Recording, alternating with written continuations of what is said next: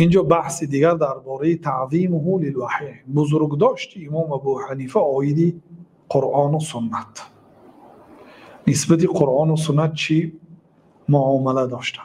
و روى نوح الجامع از ابو حنیفه رحمت الله علیه نقل کرده است، روایت کرده است که حضرت گفتند ما جاء عن الرسول صلی الله علیه وسلم فعلى الرأس والعین، هر حدیثی که از پیامبر صلی الله علیه وسلم برای ما آمده است علی الرأس والعین، بر بالای سر و چشممان، یعنی نوری چشممان و تاجی سرمان. هر سخنی که از پیامبر صلی الله علیه وسلم حدیثی صحیح آمده است به جان و دل قبول میکنه. و ما جاء عن الصحابه اخترنا، ببینید دلیل از کجا میگیریم؟ هر چیزی که از پیغمبر آمد اون بر بالای سر و چشممان و جان و دلمون قبول است.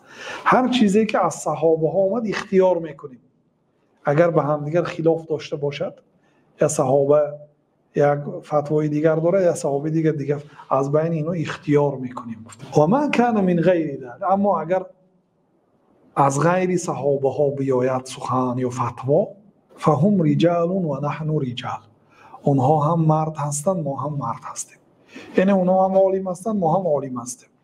یعنی اینش دیگه فکری وای است، این فکری من است. یعنی ما با ملزم نیستیم که یک فتوای دیگر فتوا رو یک عالم رو گیریم گفتم. لیکن اگر از صحابه ها بیاد بله، از بین صحابه یک سخن اختیار میکنیم. از صحیح از پیامبر بیاد و به جان و دل و به بالای سر و چشم ما قبول میکنیم گفتم. این در کجا نقل شده است؟ در کتاب سیر اعلام النبلاء، در کتاب سیر اعلام النبلاء ذهبی. و اینچنین ابو یوسف رحمت الله علیه شاگردی دست راستشان گفتن که قال ابو حنیفه لا ينبغي للرجل ان يحدث الا بما يحفظه من وقت ما سمعه، لازم نیست برای مرد اینکه حدیث گوید مگر اون حدیثی که وقتی که شنید حفظ کرده است. یعنی مذهبی خاص امام ابو حنیفه بود، میگفتن که حدیث را وقتی که شنوید همون وقت اگر حفظ کرده باشد همون حدیث فقط به مردم رساند گفتن، یعنی از کتاب نه. امام ابو حنیفه رحمت الله علیه حفظشون نقل میکرد حدیث ها رو. خب اینم در سیر اعلام النبلاء است. یعنی این بزرگداشتشون نسبت حدیث کی ترغیب کرده است که حدیث رو حفظ کنید. و قال وکیع ابن جراح استاد شافعی میگن که سمعت ابا حنیفه یقول، ابو حنیفه رو شنیدم میگفت البول فی المسجد احسن من بعض القیاس. ابو حنیفه رو متهم میکنه که تو قیاس میکنی بسیارتر، به قرآن و سنت اهمیت نداده بسیارتر قیاس را کار میفرمایی. یعنی یک مسئله رو به یک مسئله که در قرآن و سنت ذکر شده است قیاس میکنید.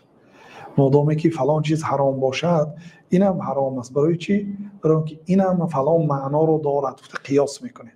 گفتن که امام ابو حنیفه پیشاب در مسجد از بعضی قیاس ها دیده اولاتر است گفتن.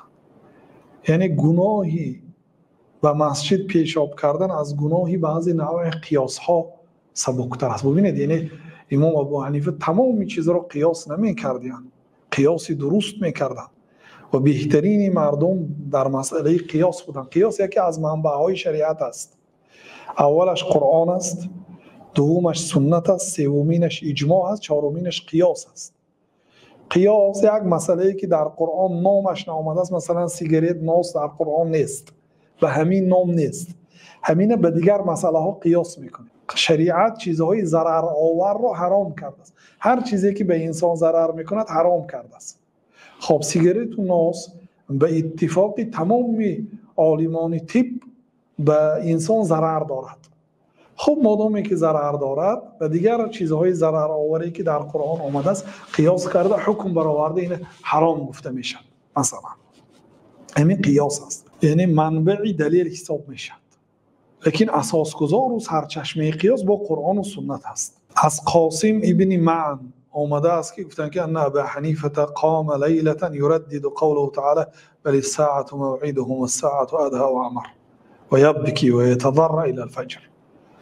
قاسم ابن معن میگوید که ابو حنیفه یک شب در نماز تهجد یک آیت تکرار میکردند، بل الساعة موعدهم، بلکه قیامت وعدگاه آنها هست یعنی به نزدیکی در قیامت آنها همدیگر را میخواد. و ساعت و ادها و امر، ساعت یعنی روز قیامت تندتر هست و وزنینتر است، مشقتش، هیبتش، وحشتش.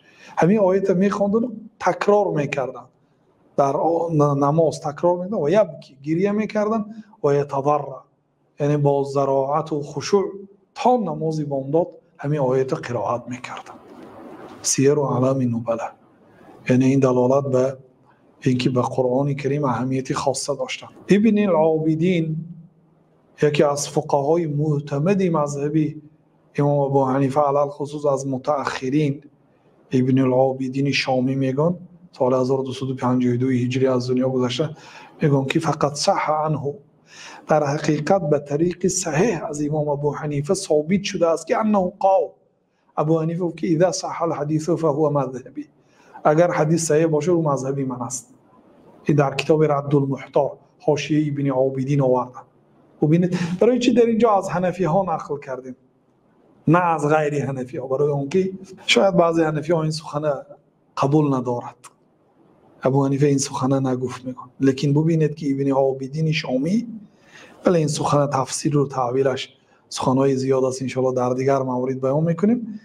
میگن که فقط صح عنه، در حقیقت به طریق به اسناد صحیح از امام ابو حنیفه ثابت شده است که ایشان گفتند که اذا صح الحدیث فهو مذهبی، اگر حدیث صحیح باشه و مذهبی من است دیگه، چون به سخن پیامبر است صلی الله علیه و سلم.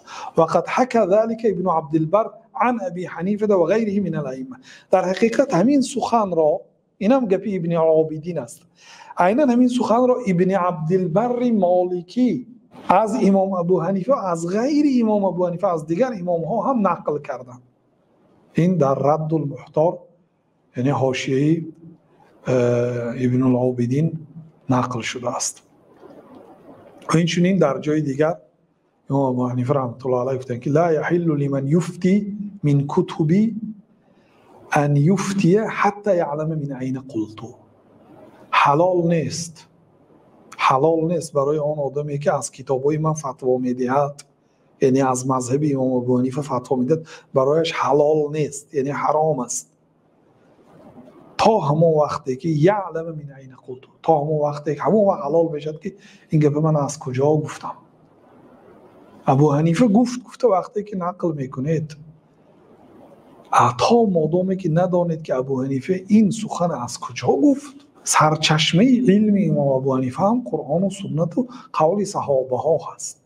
تا ندانید که امام ابو حنیفه به کدام آیت، به کدام حدیث، به قول کدام صحابه تکیه کرده این سخن را گفت، ندانی، فتوا از نام من حلال نیست گفتم. در کتاب اصول الدین عند الامام ابو حنیفه، این اصول الدین عند الامام ابو حنیفه یعنی عقیده در نزد امام ابو حنیفه رساله دکترا هست. این آدم بسیار زحمت کشیده است درباره امام ابو حنیفه. همین کتابم همین دکتر جمع آوری کردگی هست. یک کتاب دیگر هست با توازن بین عقیده امام ابو حنیفه و عقیده ماتوریدی، عبدالرحمن ابن خمیس دکتر در رساله دکتراش این کتاب نوشتگی است. ولیکن این سخن را در نسبت دادگی هست، یعنی اصل این سخن در کتاب انتقا از آن ابن عبدالبر و این چنین رسم المفتی ضمن مجموعه رسائل ابن عابدین، یعنی در رسم مفتی ضمن مجموعه رساله های ابن عابدین ذکر شده است. این چنین در کتاب ایقاظ الهمم و در میزان کبرای شعرانی این سخن امام ابو حنیفه ذکر شده است که امام ابو حنیفه گفتند که حلال نیست به آن آدمی که از کتابای من فتوا میدهد تا آدمی که نداند که این سخن من به کدام آیت و حدیث و قول صحابه تکیه کرده گفتم.